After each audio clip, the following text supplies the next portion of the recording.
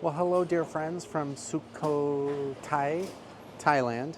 So I just landed. I flew in from Bangkok. So if you fly in to Sukhothai, you'll end up at this small little airport. So this is a privately owned airport that's owned by Bangkok Airways, I believe. Two flights in and out of here once a day, or two flights a day. And it's about 40 or so kilometers, like about a half-hour ride from the old city. So if you're coming here to see the ruins and that kind of thing, it's about a 30 or 40-minute ride to that area. Basically, there's shuttle buses little mini buses at this airport, and they just sort of shuttle everybody in once you arrive. I think it's 200 or 300 baht, maybe, something like that. Not too far, not too expensive. And I think they'll take you directly to your hotel. So if you're wondering how to get from the airport to your hotel, you basically just hop on the mini bus once you get off. There's basically just two planes that come in a day, so the mini buses handle everybody that gets off the planes. So the Sukhothai Garden is the hotel I'm in. Nice, clean room. They have one of the cool things is they have a breakfast, and they also have free bicycles. So here's the shower information here. All looks really nice. Nice and clean. They do laundry here as well. So if you've been on the road for a bit, I think they give you a bucket, and they'll do the whole bucket for 100 baht. So good deal if you've been on the road and really need to get everything run through really well. So that's a nice option. From what I understand, the best way to tour the ruins here in Sukhothai is by bicycle. So I pedaled my ass down to the main strip here in Sukhothai. It's really just a nice little main road, lots of little restaurants. They have a little kind of like night market behind me, selling food. Your kind of like, your standard food night market carts. I was struck though, there's a kind of a central water feature here with a temple. The temple is I already had a local tell me how to say it, so I'm going to say it here. The Wat Traphang Thong. Let me try it one more time. The Wat Traphang Thong temple. It's pretty beautiful. It's got this really lovely bridge that leads out to it, that crosses over the water feature in the city. They have this lovely, yellow lanterns that lead up to it. Feature. It's basically surrounded by a moat. It has that sort of typical sort of central stupa, that rises up. It's really pretty nice and gorgeous out here. It's quiet. There's not a lot of people out here. God, that just looks really lovely, doesn't it? And then there's another bridge on the adjacent side, the left side from where I came in. And this was just really nice too. This is a wooden bridge that's well lit. God, it's just gorgeous, Yeah, so this is from the other side. All right, this is my chosen bike for the day. Again, this is the Sukhothai Garden hotel. It's really nice. It's a 3-story hotel. It's right in the sort of right off the center of the city, offering free bikes. The price is really good. I think it's maybe $30 US a night, $29, $30 a night. Free breakfast in the morning. They've been really kind and helpful. All right, away we go. It's a pretty cute little village. It looks like most people are still. It's not too early, I guess, maybe 8:30, something like that. So it's nice and quiet. Tons of birds chirping in the background. The main historical park, very short distance from the hotel, probably It's 2 minutes by car. I think it's less than a kilometer. All right, so here at the Sukhothai Historical Park. So this is generally where people make their first stop. There's 3 main, I guess there's 5 main areas, 3 that are fairly close to the city. So I'm gonna make my way into the park here and check out the sights. So maybe these are little electric cars, maybe, I don't know. I think you can rent these, look like 100 baht an hour for a 2-seater, 200 for a 4-seater, and boy, 300 for a 6-seater if you really want the luxury model. These look like they would be fun to scoot around in though. I'm gonna stick with the bike today. One of the first temple complexes within the historical park that you'll find is the Wat Mahathat. So this has several stupas that are situated, a couple different Buddhas, some really cool columns. All the stuff was the 12th, 13th century. It's one of these standing Buddhas. I like the, it's pretty big. I like the hands. One hand up, one hand down by the side, up the stairs. It's surrounded by these walls as well.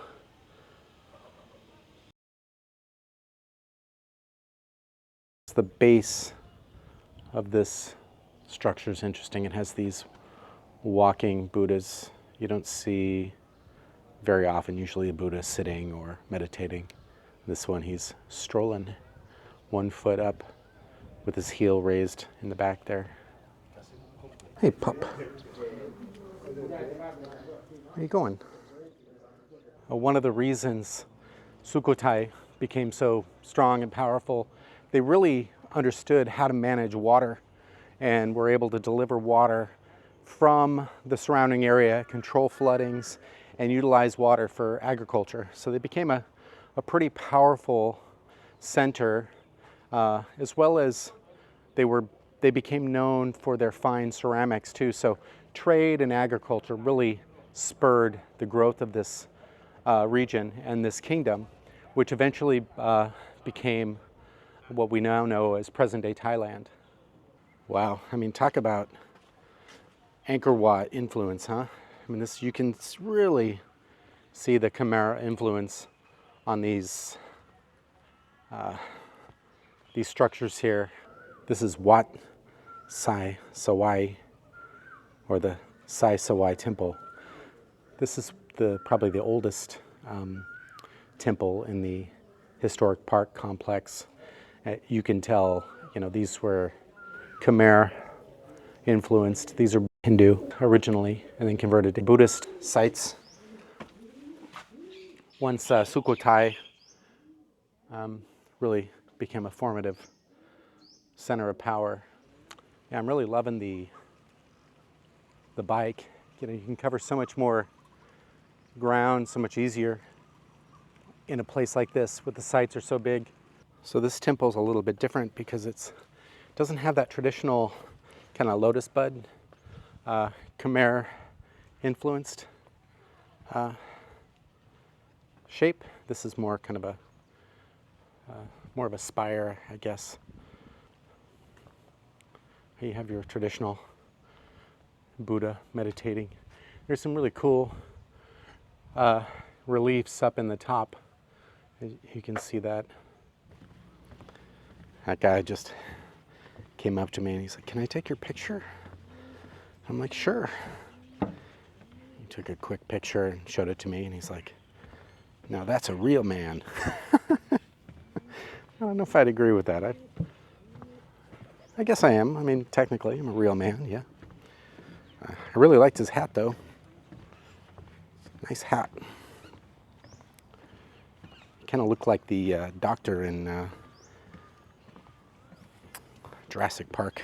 The hat and the shirt. Looks like he'd been on adventures his whole life.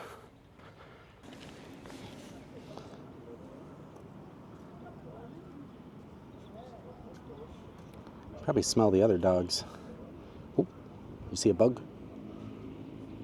So this temple is situated kind of out in the middle of an island with another bridge to get to it.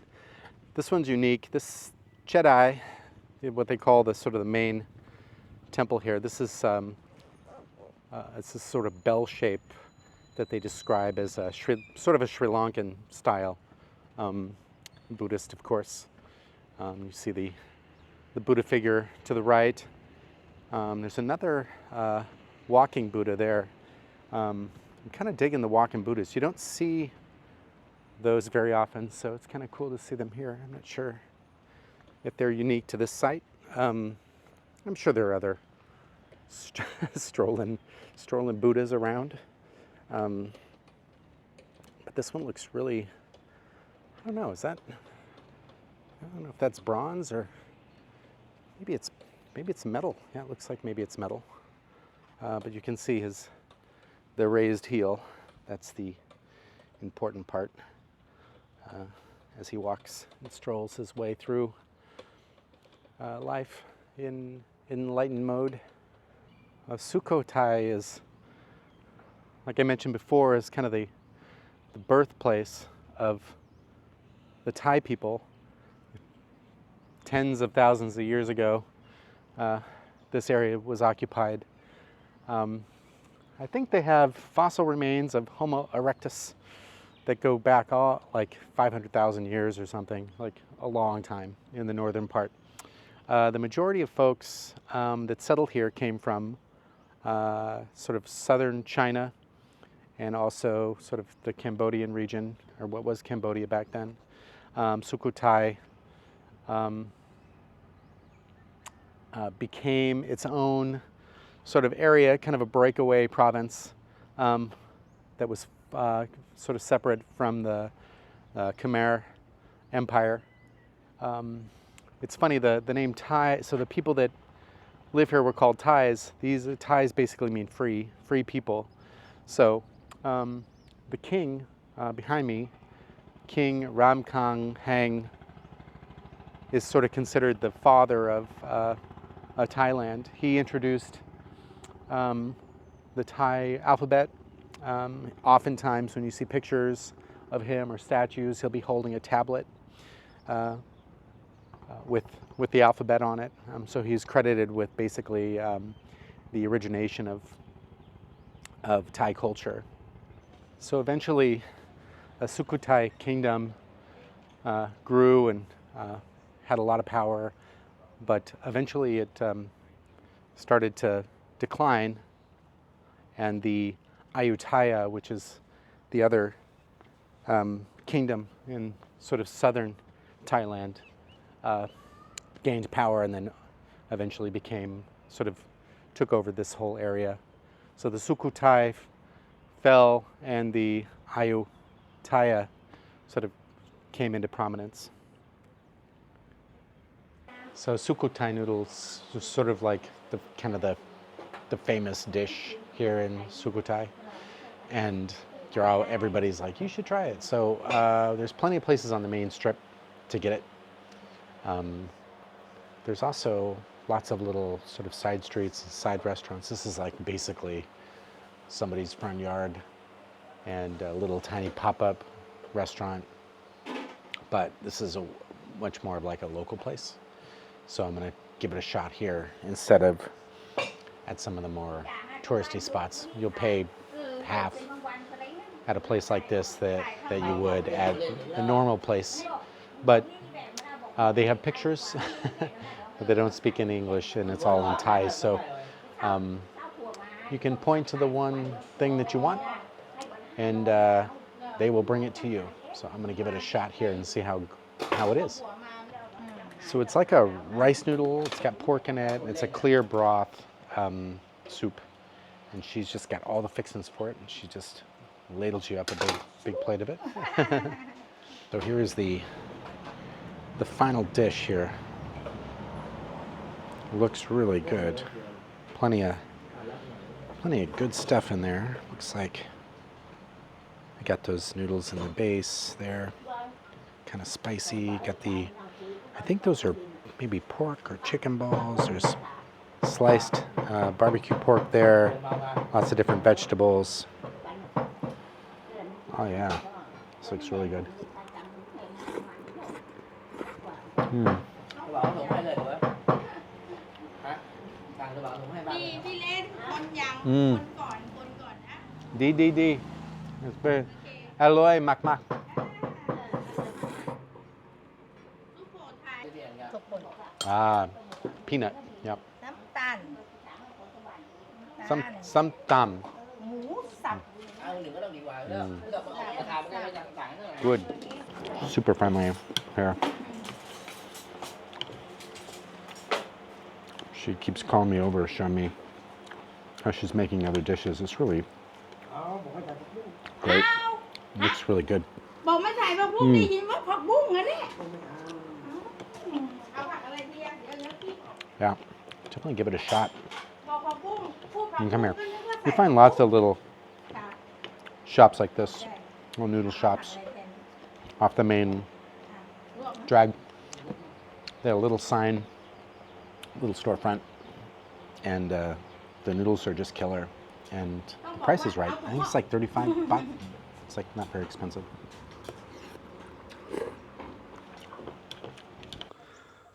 This is the Wat Si Chum. It's very iconic, you know, with the side of the Buddha just sort of looking at you through this gap in the building. It's really kind of a cool construction. I guess they say it's about 700 years old. The excavation and reconstruction for this Wat took place, I think, in the 1950s. And they basically rebuilt it and created this site that people can visit now.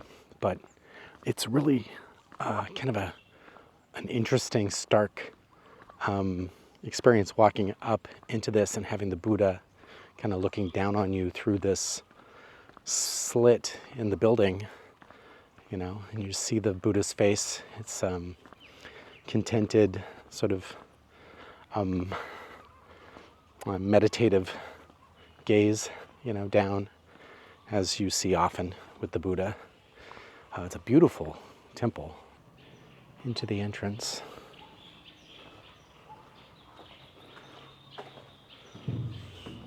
What an amazing kind of imposing statue. It's huge, you know, and again you'll see so the gold leaf on the hands oftentimes.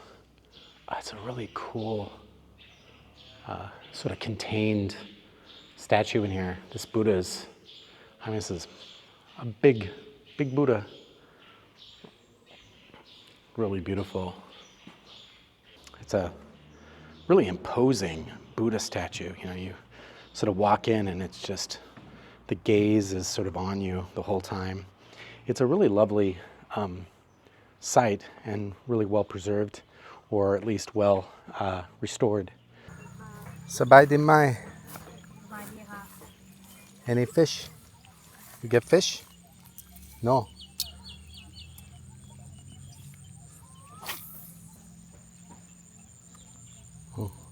Well, as sun sets in Sukhothai, a lot of folks come down to the Sukhothai Historical Park and catch the sunset. I'm not alone in hearing that this is a great spot for sunset watching, because there are just a fleet of tourists trying to get their best shot right there with the Buddha in the background with the sun. It does look like it's a nice spot, I think, to catch it. I was thinking a little bit about this today, about why I travel, why now, why here. And, you know, I guess there's sort of a window that you have in your life, certain times. Maybe before you start your career, before you go to college, or maybe right after. You can take a gap year and do some exploring. A lot of people will backpack across Europe or across Southeast Asia, whatever. And then maybe at the end, after you've worked hard, you have a period of time, a window, another window in your life where you're not burdened by, you know, physical ailments, getting old, or not being able to move around as much financially.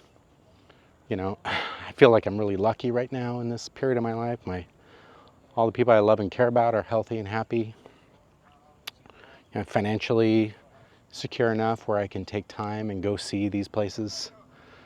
I'm financially secure enough where I can not have to worry about money all the time, you know, and I'm able-bodied enough to make it over the steps and through the temple, and I can still ride a bike and climb a gazillion stairs to get a view at a massive Buddha. So I guess I'm sort of aware that that's a limited time offer, and that you have to really explore while you can, while everything seems to be in the right order, in your life. So I'm grateful. Again, I find myself grateful when I travel to be able to go to these places and do these things and see the things I get to see, because my life is in a situation where I'm able to. And I know it won't always be that way. So it's important to do the things that you want to do when you can, while you can. Sukhothai is about 37,000 people. It's a pretty small, sort of sleepy town, except for the ruins, which draw a lot of tourist activity. There's sort of a main sort of strip that runs down the center of town that leads basically to the historic park. There's also a small day market. I've read a little bit about it. Some people are calling it a flea market, but it's your sort of traditional, open air market that you would find in a lot of Thai cities. Lottery tickets, fruits, grilled chicken. Yeah, I mean, this is a great little market. It's a little larger than you would think. Some really lovely fresh fish caught here. I think that might be catfish. I see the whiskers. It's like somebody full-on trading Bitcoin here in this market.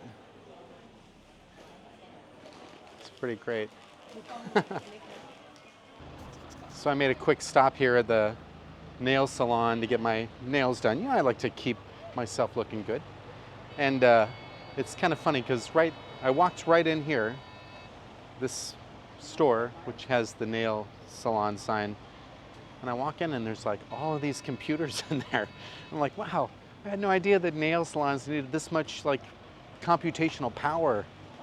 And apparently it's actually kind of an internet cafe right next to the nail salon.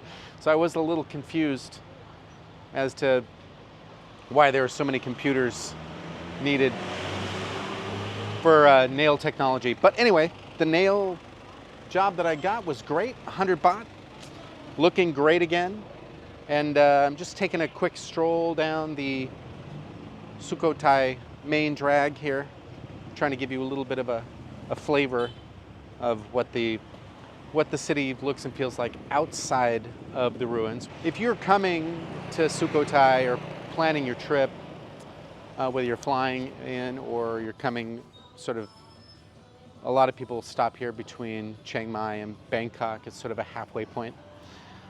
It depends on how much and how hard you like to go on sort of the ruins and temples and the history.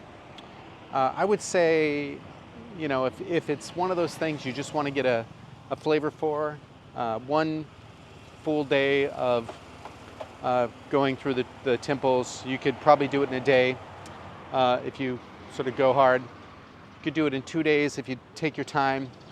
But I wouldn't say you need more than one day if you're really efficient, 2 days if you like to take your time. That'd be plenty of time to spend here. aside from the ruins, there's not much more that the city has on offer. I mean, it's a slower, sleepier town. So there's plenty of places to eat and plenty of Thai culture to soak up if that's what you want. This is a great place to maybe have a rest day if you've been going hard the rest of your trip. So all of those things I want to give at least a sense of or some advice around. Yeah, most of the hotels are going to be here in the old town, and they're all going to be pretty close by the main historical park. So, and it's really easy to get to. This is not a big place. It's not sprawling. It's, you know, there's one main drag with basically everything that you need and want on it. So knowing that before you go sometimes will help you plan accordingly. I have noticed it seems to be cooler here. Just cooler in the mornings. There's been a little bit more rain than you would find in other places of Thailand maybe. So morning sprinkles, afternoon sprinkles, more overcast. The sun is burned off a couple days and then then you're back under the clouds. So it's not a sort of blistering heat sun, at least not in late January, as maybe other places in Thailand can be. So yeah, it's really mild and really pleasant.